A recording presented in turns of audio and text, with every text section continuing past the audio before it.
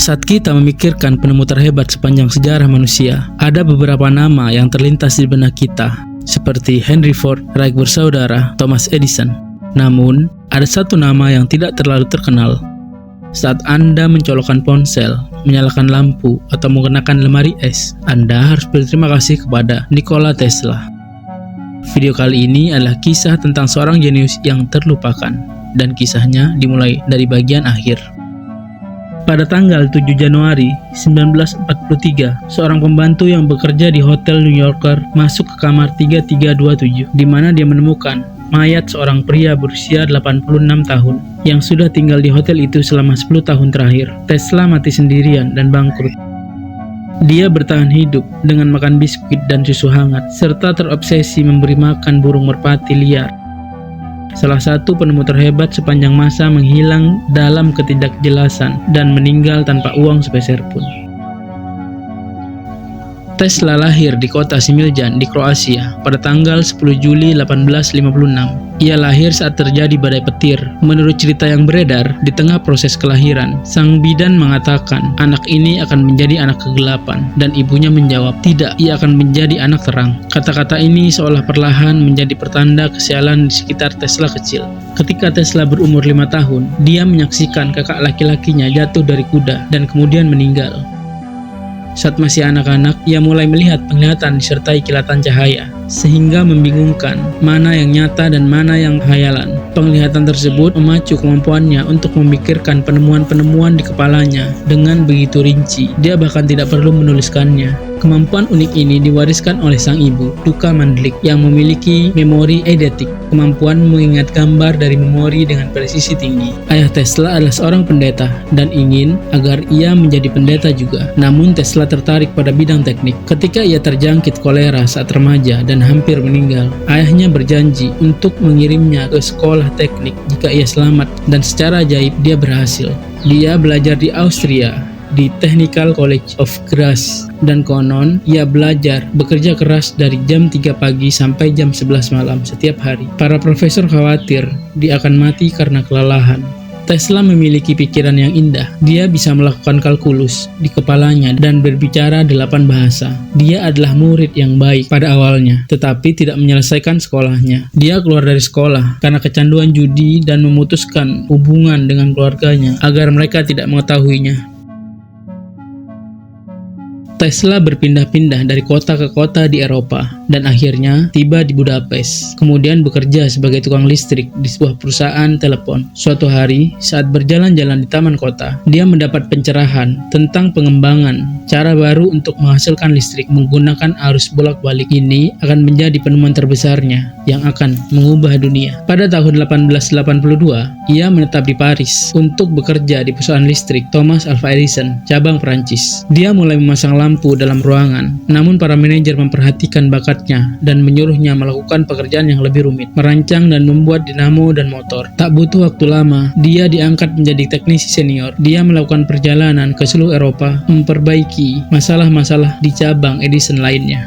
2 tahun kemudian, pada tahun 1884, manajer Tesla menawarinya pekerjaan di Edison Machine Works di New York. Tesla awalnya mempunyai kesan yang baik terhadap Edison. Edison juga terkesan dengan Tesla. Edison mengatakan, "Saya mempunyai banyak asisten yang bekerja keras, tetapi Anda lah yang mengambil tanggung jawabnya." Rasa saling mengagumi ini tidak bertahan lama. Mereka akan menjadi rival yang sangat sengit. Kedua orang tersebut tidak sepakat mengenai bagaimana listrik harus dibendung dan disalurkan. Edison lebih menyukai arus arah. Ia merupakan sistem di mana muatan listrik hanya mengalir dalam satu arah. Sedangkan Tesla adalah penggemar arus bolak-balik, di mana muatan listrik berubah arah secara berkala. Mengubah arah sangat penting untuk menjaga kestabilan pasukan listrik, karena hal ini tidak akan membebani stop kontak. Artinya, perangkat ini dapat memberikan lebih banyak daya dan mentransmisikan daya dalam jarak yang lebih jauh. Inilah alasan mengapa AC memberi daya pada rumah kita dan peralatan besar lainnya, sedangkan DC memberi daya pada benda-benda kecil seperti senter. Namun Edison tidak peduli dengan AC karena hal itu dapat merugikan penjualan arus searah yang patennya dia miliki. Menurut Tesla, Seorang manajer perusahaan Edison menawarinya bonus $50.000 jika ia dapat memperbaiki beberapa mesin yang beroperasi pada DC. Ketika ia melakukannya, manajer menolak untuk membayar. Edison mengklarifikasinya dan berkata kepada Tesla bahwa dia tidak memahami humor Amerika. Terlepas dari semua konflik yang ada, Tesla berhenti dan mulai mendirikan perusahaan listriknya sendiri pada tahun 1885. Namun, para investornya tidak menunjukkan minat dan memutuskan untuk mengambil alih perusahaan dan semua hak paten Tesla. Untuk bertahan hidup, Tesla harus bekerja menggali parit dengan upah $2 sehari. 2 tahun berlalu, pada tahun 1887, Tesla menemukan motor induksi yang menggunakan arus bolak-balik. Dia mematenkan motor tersebut dan memamerkannya pada tahun berikutnya di American Institute Electrical Engineers yang menarik perhatian George Westinghouse, pemain utama di pasar listrik yang menyadari bahwa motor AC Tesla mungkin adalah apa yang dia butuhkan untuk melengkapi sistem arus bolak-baliknya dan bersaing dengan sistem DC Edison. Jadi Tesla memberikan paten motor AC kepada Westinghouse seharga $60.000 dan juga menerima saham dan royalti. Westinghouse mempekerjakannya sebagai konsultan dengan upah $2.000 per bulan yang setara dengan lebih dari $800 juta per bulan saat ini. Perang arus dimulai.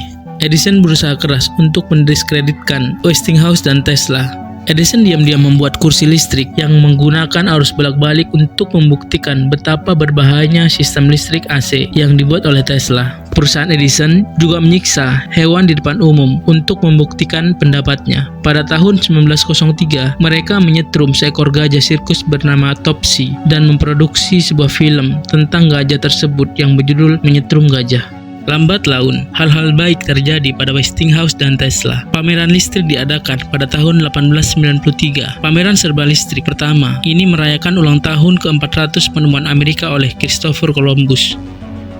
Sebanyak 20 juta orang yang hadir menjadi saksi bahwa AC akan memberi kekuatan pada masa depan. Kesuksesan mereka berlanjut ketika mereka kembali mengalahkan General Electric milik Edison untuk membangun pembangkit listrik arus bolak-balik pertama di dunia di air terjun Niagara. Pembangkit listrik tenaga air tersebut sukses besar dan membantu menerangi Buffalo, New York. Pembangunan pabrik ini juga berarti Tesla menjadi pionir dalam energi terbarukan. Patungnya dapat ditemukan di air terjun Niagara saat ini.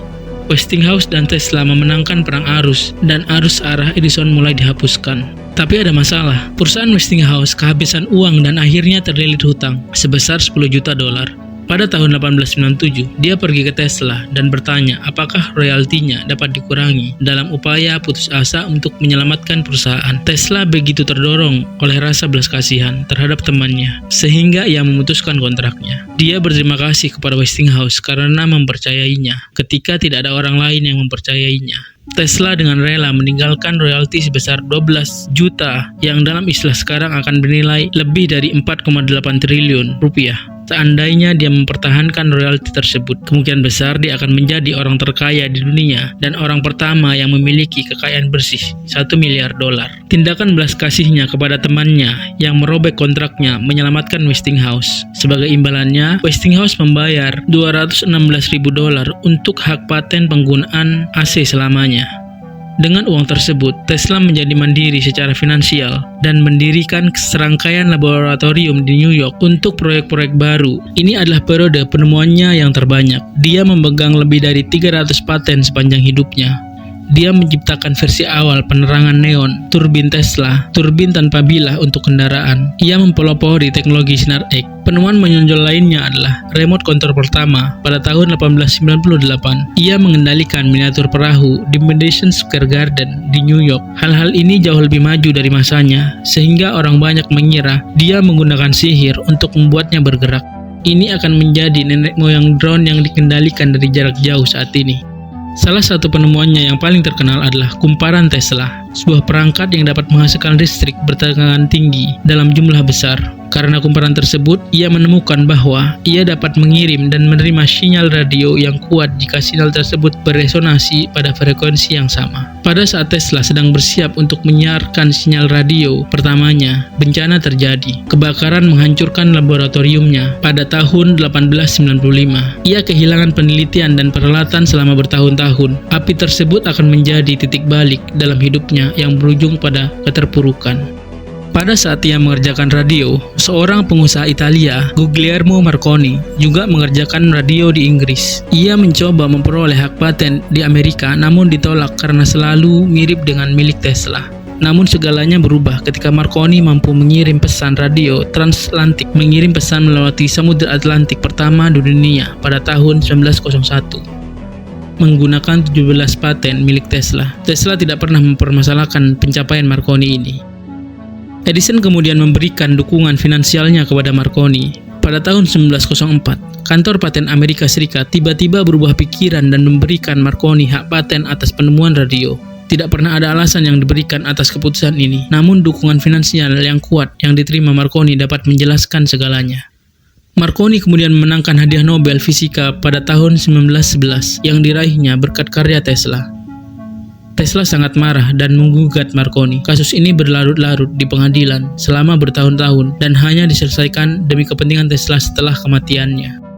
Insiden radio tersebut berdampak negatif pada sisi karir Tesla. Misalnya, Tesla terobsesi untuk menghadirkan komunikasi nirkabel ke seluruh dunia dan membangun stasiun transmisi nirkabel besar di Long Island, New York yang disebut Wardenclyffe Tower.